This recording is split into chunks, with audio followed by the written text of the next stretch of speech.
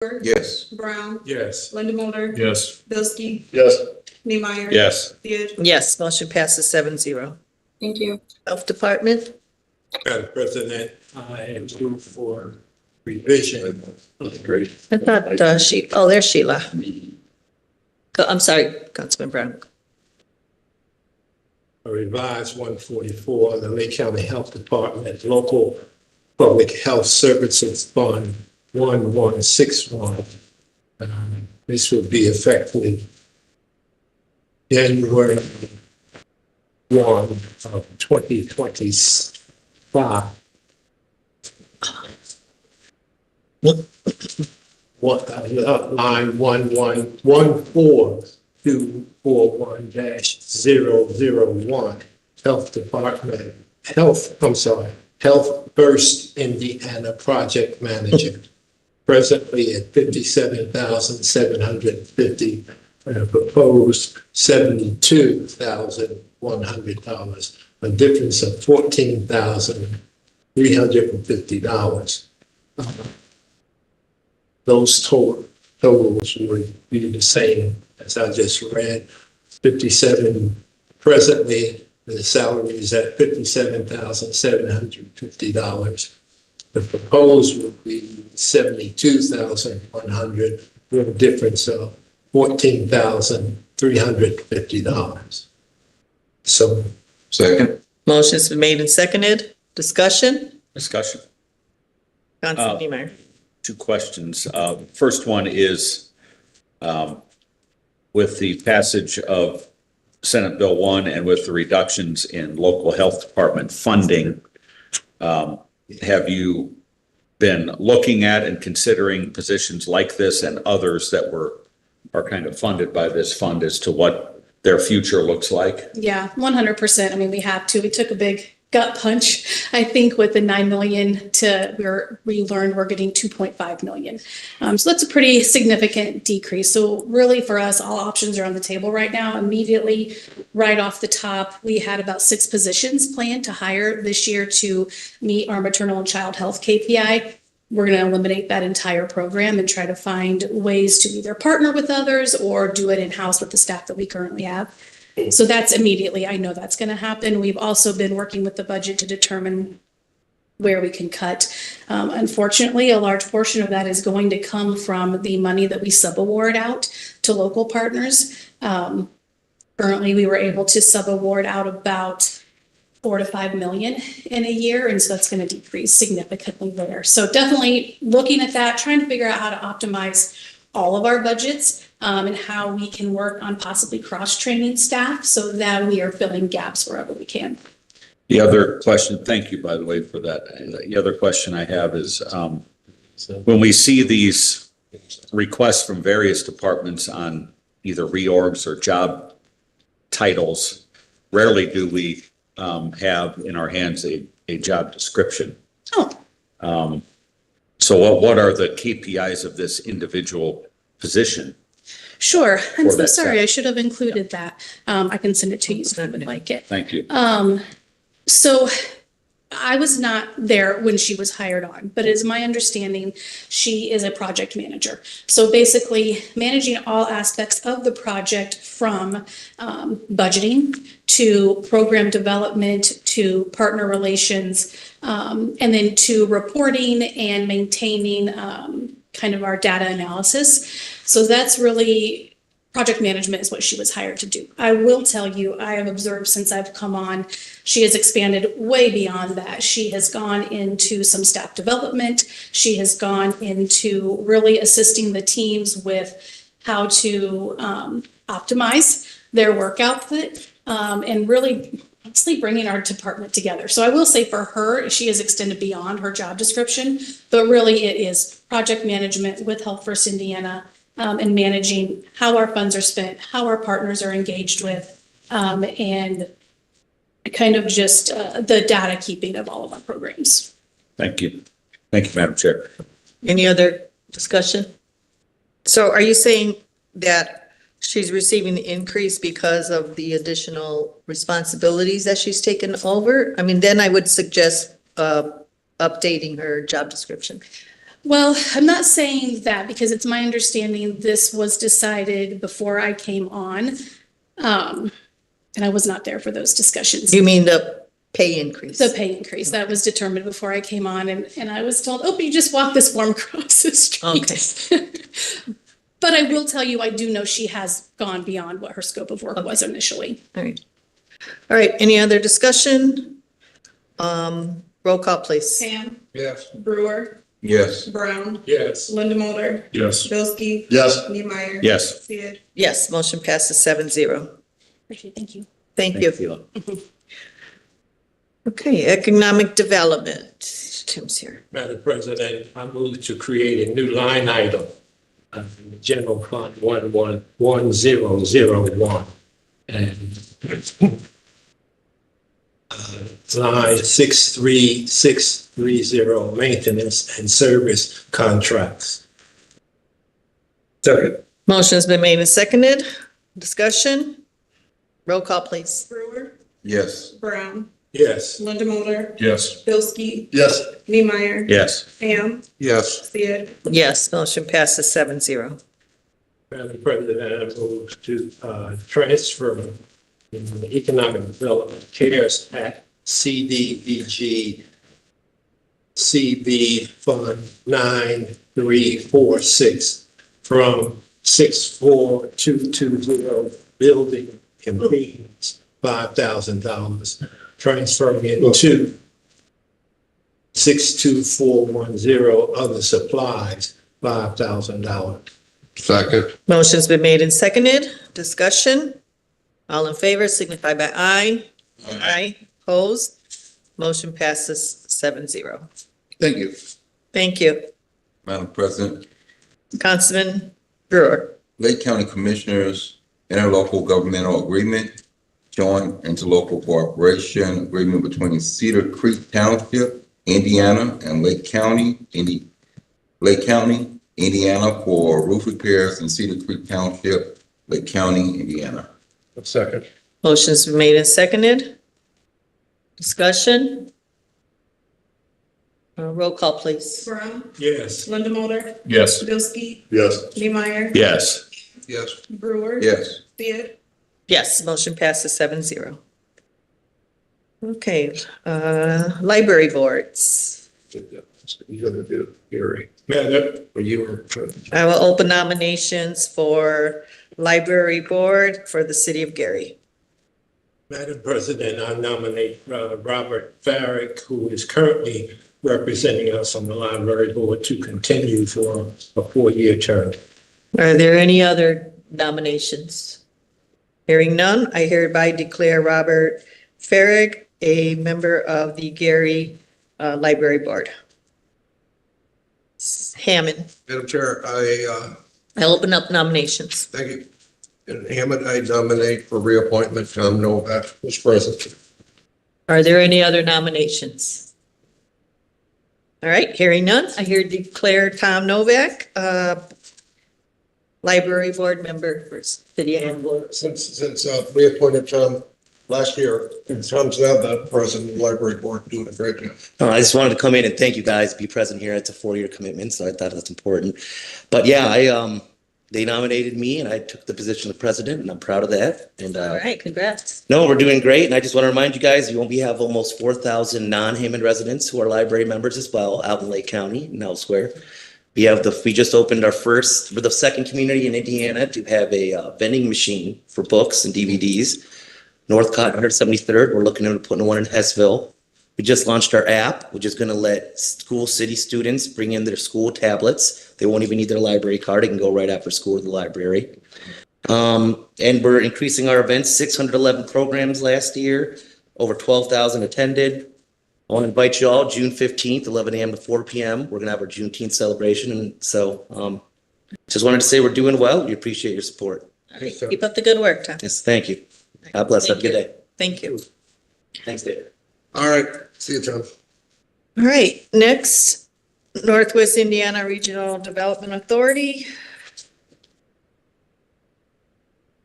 Councilman Brewer? You go to open nominate. Oh, I open up nominations. Thank you.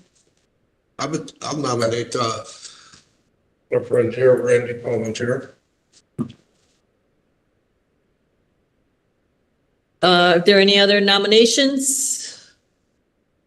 Hearing none, I hereby declare Randy Palmetier as our appointee to the Northwest Indiana Regional Development Authority. I'm going to wait till public comment, or am I good? Madam Chair, you want to hear me? Madam Chair, County Council, thanks for the vote of confidence in appointing me on another 3-year term. I'm happy to say one of the biggest projects in Northwest Indiana was completed, or almost complete, the South Shore and the double track, with ongoing ancillary development with the transportation districts. So thank you for reappointing me. Everything we do is construction based. It's right in my wheelhouse with my nearly 30 years of construction experience.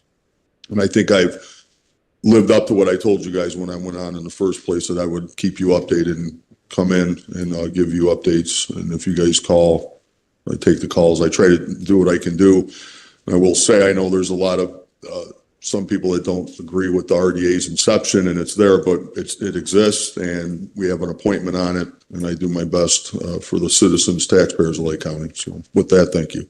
Good job, Randy. Good job. Thank you. All right. Councilman, have anything else? Madam President. Yes. So earlier I mentioned Senate Bill 1, passage of the state budget, and there has been a narrative that was developed around this entire process that shifted the blame of increased property taxes to the evil local government. Having served in local government as an elected official for 15 years, I can tell you the councils that I've sat on, both in Cedar Lake and here, don't run massive surpluses. We are, I think, for the most part, good stewards of taxpayer money. I mean, is there a need to every so often look at kind of modernizing our business model? Sure. I mean, everybody should go through that process of kind of tearing things apart, putting back together, determine what is effective today compared to yesterday. Those are good, healthy processes. But the idea that somehow or another, what was it, 22% in levy increases over the last 5 years?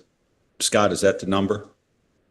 Somehow created the 50 to 60% raise in taxation to residential properties is a completely false narrative and lacks factual basis.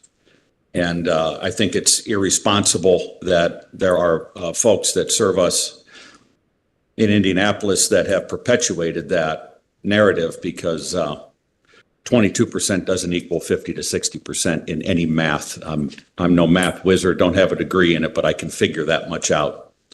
So I think it's important that instead of there being this us versus them narrative, that if you look at recent surveys and polls, is up to 70% of people surveyed believe that local government is to blame for their property tax increases, when in all actuality, it was driven by inflation, like everything else that we see. Inflation and a flaw within the assessment system and the equations used to assess properties, namely commercial properties. So I wanted to make this statement on the record because I think we need to start pushing back against this narrative that somehow or another your local units of government are lavishly spending your taxpayer dollars that, by the way, are approved by the state before we get our budget order. So this idea is a false narrative. I'm tired of hearing it. I know that a lot of it was pushed by my own party in Indianapolis, and I've expressed my displeasure with some of those folks directly, that we need to do a better job at communicating honestly with our people of some of the flaws within the system, but also some of the services that are provided at the local level are not duplicated at the state level. And if they were, they would be provided probably at a much higher cost and much less effectiveness. So I want to stand up for local government here and say we're not the cause to the average person's property tax bills going up. This was inflationary driven. That cycle began in about 2020, 2021 with passage of numerous excess spending bills at the federal level, helped to spur that inflation, and local government's cost went up right along with it, but our levy only increased in that time 22%. So I just wanted to say that for record. I appreciate the opportunity to speak about this. It's just been weighing on me. I'm disappointed in what people are talking about with this, because yes, we're going to undertake the process on this council of improving, modernizing, making more efficient our government. But that alone won't alleviate some of those pressures that are going to be put on the provision of basic, essential local services. So thank you for the opportunity. Madam Chair, if I could, please. Thank you, Andy. Thank you for saying that. I truly appreciate it, because I concur. And they completely forgot when we had a frozen levy here and the cuts we did to our government here and the amount of departments that were shut down, the layoffs that happened. They didn't recognize that. We operated under a frozen levy, which passed on a savings to the taxpayers of Lake County that will never come back. It's gone forever. And that's a true savings. We're one of the only counties that, when we closed the TIF district on 51, we gave that tax break back to the taxpayers. There's no other county out there that did that. So they need to wake up down there and realize that, you know, we're supposed to be an extension of state government. We're supposed to be working together, not them against us. And maybe someday that'll happen, but thank you. Yeah, yeah, it was definitely a false narrative. More a campaign promise and More belligerence. and misunderstanding of the assessment process. I know. Knowledge of it comes Yeah, no later. knowledge. Very nice, Yeah. because Yeah. when they created the taxing obsolescence laws, at that time, House Bill 1001 for U.S. Steel, and there's a threshold in there that they can adjust. There's just 30% adjustability in there. Ask any state legislators out there how to adjust it. The pendulum swung the other way, fix it. But instead, I think, as it was said, it's easier to point the finger at every local person and local worker and say, well, you're really the problem. Well, and then it's like, okay, well, your budgets you're bloated, but yet increase your income taxes, pass food and beverage taxes, pass fuel taxes, cities and towns you pass an income tax to. It's just like, doesn't the taxpayer have to pay for that? I mean. I don't think they have the gumption to make decisions that they're paid to make. Instead, they just pass the buck and let someone else make them. Well, we have been very efficient here, and we have even, with Scott and our staff, we have been able to show the departments how to actually do it. I mean, you know, there was this concept at one time, if you don't use it, you lose it, and we've changed that. And we're not overspending. Madam President. Yes. Yeah, I know when I started here on the council a few years ago, you know, one of the first conversations I had with Scott was about moving us towards that zero-based budgeting. This was before any talk of property tax reform. And I will say that the bill that was passed is not reform. It's a shifting of the deck chairs on the Titanic. It's not property tax reform, as pointed out so correctly by you, Madam Chair, that there will be other taxation that backfills the entire process that will likely increase the burden on the average taxpayer, even in counties that aren't Lake County that have 500,000 people. If you're a county with 30,000 people, you're likely to see those municipal units of government try to backfill what they're losing with income tax dollars and other user fees. If we want to reform a system, I don't think you do it in a 4-month period. You take several summer study sessions, you dive into all the details, you look at fundamental reform that creates a more productive playing field for everyone. You don't just pass a bill and say, well, we'll figure it out over the next few years. That to me was just not a good process. And this begs for a heck of a lot more work. And I say, as a chairman of a major party here in Lake County, I will be working diligently to make sure that the legislators on my side of the aisle are focused on, especially here in Lake County, on diving into those details, because right now I think there's a lot of question marks and very few answers. Yeah, they seriously need to take a look at Scott's analysis. I mean, And I know some of them did review it, but fortunately, they didn't really take much action. That's what I said before, last Yeah. meeting or meeting before, send Scott down there, he'll get it fixed for. Yeah.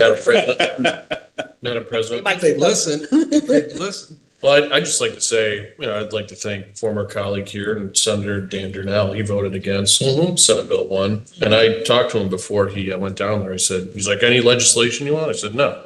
I said, go back, go down, None. pass a balanced budget and come home. Don't screw anything up. And unfortunately, they screwed everything up. And definitely, Senator Durnell did the right thing. And he took a lot of heat for it. So I thank him for that. Yeah, it wasn't, yeah, he did. And, okay, any other business, public comment? Anybody? Motion to Do you have anything you want to add, Madam Assessor? Just want to commend you all for being so well aware and informed of the process. I appreciate your support. I've had a number of conversations with Scott regarding, everything that's been going on downstate. So I certainly appreciate all of Scott's efforts as well. That's it. Thank you, guys. Thank you.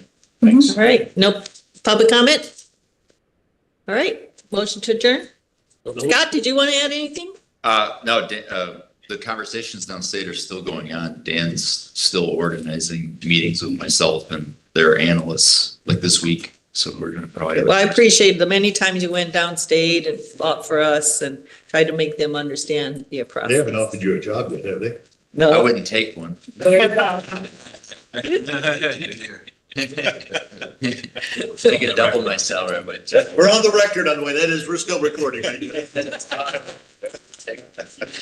All right, motion to adjourn? Motion to adjourn. All in favor? Aye. Aye. Thank you so much. And here, Jasmine, I'm gonna give you this. I want this part of the record.